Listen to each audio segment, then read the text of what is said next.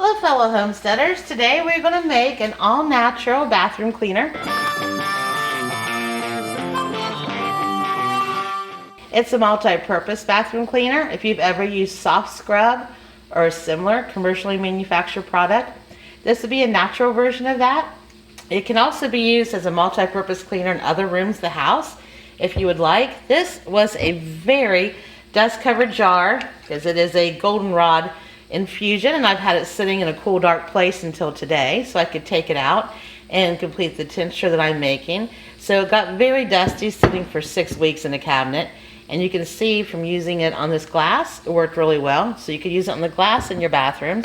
I also use it on the lid, and if you have a lot of textured bathroom features like this, it will get in between all those little nooks and crannies. Until a couple minutes ago, this was an incredibly dust-covered doodad that had been sitting up on a shelf and had not been dusted for entirely too long. Now this version right here that I just made of the recipe includes baking soda, as it is written in the article. And you can see there is a whole lot of foaming going on in there. And that's fine, you have a foaming cleaner. But the problem is, and I had to end up reshooting the video, so I was not going to, because I downsized the container I usually use. I'm out of my squirt bottles. I've been making so many cleaners during the rainy weather we've had, stockpiling them up for the year, then make another trip to Dollar Tree and get some more. So I used a Blue Dawn container, no big deal, except I didn't adjust down the recipe to the percentage I should have to allow for the foaming that is going to occur when you combine baking soda and distilled white vinegar. You know, the whole volcano elementary school science project thing, that's what you get. And you'd expect that, but in a bigger container, you're going to have the air space for the bubbles not to keep continually rolling out after a couple minutes. You lose a little bit of liquid, or your container's large enough, the bubbles come up the top, and they stay that way till they dissipate. You heard the airlock on this, right? I'm still having bubbles coming out. This does not hurt its cleaning power. That's what I just used to clean those two dusty jar container things that I just showed you. But you do not have to use the baking soda if you don't want to deal with the mess, trying to make sure your containers, the recipe right, the bubbles, you can omit it. And that's what we're going to make next. If you do use it with the baking soda, I highly suggest you put your water, your distilled white vinegar, and your liquid dish soap in first and give it a really good shake to combine it, because the vinegar combines better with the Blue Dawn or whatever liquid dish soap you're using because it's thicker. And it does help somewhat to alleviate a lot of the volcano effect. But you don't have to have a squirt bottle with a spray bottle. You can use something like this, and when you do, you squeeze it out. Take a few squeezes to get some, because of the air and the bubbles, you'll get something about this texture. And it will attach to what you're doing. It's liquidy, it's going to drip, but it's not completely entirely running. That's what the dish soap does for this all-natural bathroom cleaner. It gives it some thickness so it will get down in the nooks and crannies and porous objects. And you want, the foamy is great, the bubbles in it, but this one just got way overwhelming, and I lost more of my ingredients than what I was comfortable with because of my poor math skills today. But you do not have to use the baking soda, or you can reduce the amount it calls for. And I always recommend putting the baking soda in little by little and let it have time to settle so you don't just dollop it in all at once and have the bigger volcano effect. When I'm using a little bottle like this, I'll use a funnel, and I try the baking soda in it. I always do, thinking it's going to work better every time. But when you put it through the funnel, it does get glumpy, especially if you are not smart enough not to use your liquid ingredients first. But putting it through the funnel just really seems like it's going to speed things up. And every time I remember, no, it doesn't. It kind of gets stuck in there. So up to you on the funnel thing. Now I'm going to make another version of this so you can see the difference between the baking soda version and the non-baking soda version. I use Blue Dawn because it is the least chemically infused liquid dish soap I personally found in the market. And at least in our area, we're rural, and so if I want to order something else that's very organic and fancy, the higher price tag, I would have to be, doing Amazon and not something I could go out and grab at the store. I've tried multiple liquid dish soap recipes. It is the only type of home cleaner I have never been able to get to come out right or to work well. So if you have some liquid dish soap all natural recipes that you think have worked great, please share them in our comments section with myself and anybody else who's interested in making a liquid dish soap that does not have a recipe that's worked very well for them. So first thing goes the half a cup the warm water. There's a smidge of Blue Dawn residue in there. I'm not going to worry about it. The recipe is like a home remedy recipe. They are not exact, written in stone. They're what you figured out best from your own experience or a recipe you've adapted that somebody's given you to make it work for you, and what type of materials you'll be cleaning on at your house, and what kind of dirt and grime you mostly have in your house.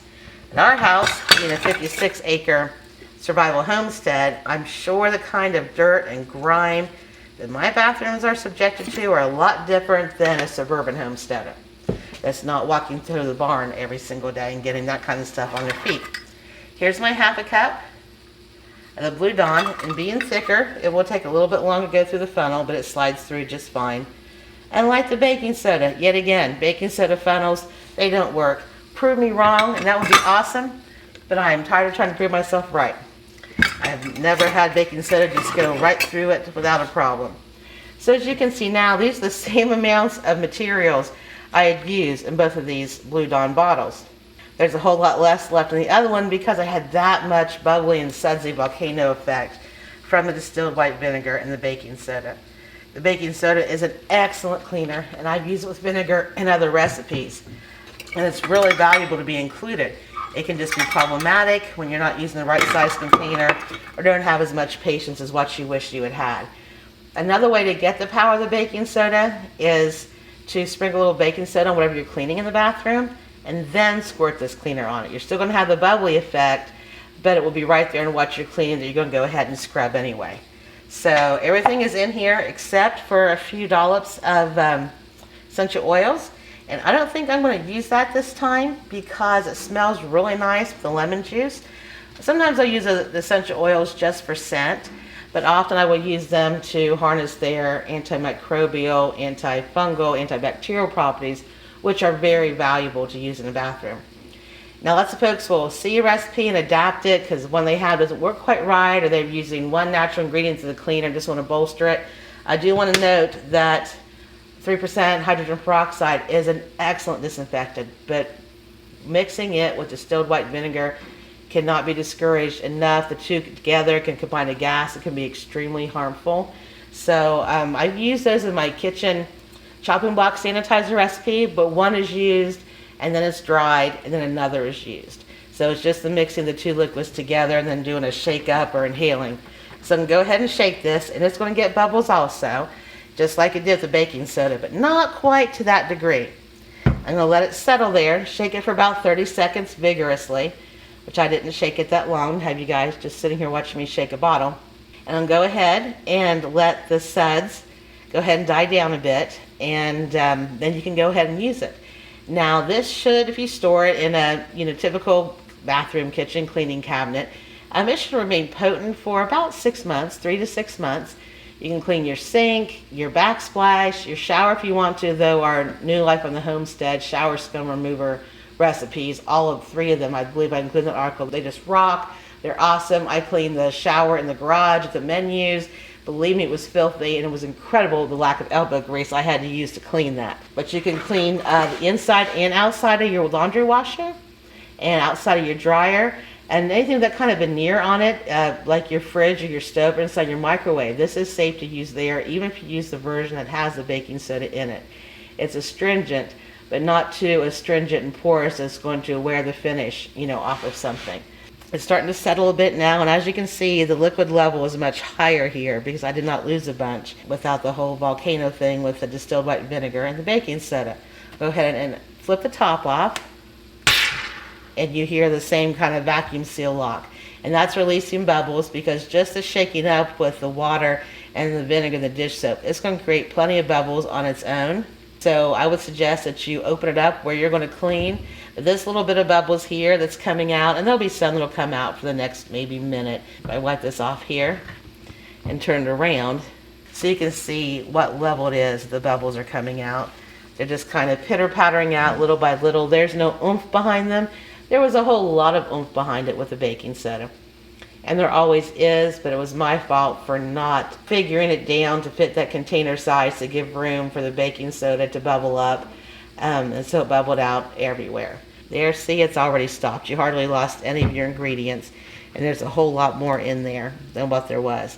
And when you squeeze it out, still have the same type of look and texture to it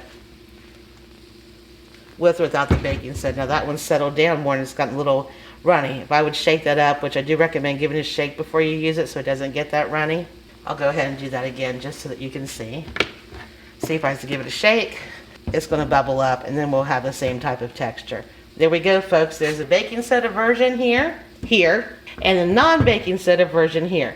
There's not a lot of difference in the texture of the look, and you would not have lost as much of the liquid ingredients had you been smarter than what I was. The cleaning power is the same. Disinfecting power is the same. The difference is the baking soda. If you got to get in little nooks and crannies into something, like around your faucets and things, those will really help eat out grime. And it's just abrasive enough to help clean some, gritty things like that and down into little areas that you can't really get your finger or a Q-tip or anything, or maybe toothbrush bristles to clean. If you're going to clean a nook or cranny, get an old toothbrush and squirt this in there, baking soda version or not, and that will really help you get everything nice and sparkling clean and eliminate germs from your bathroom naturally.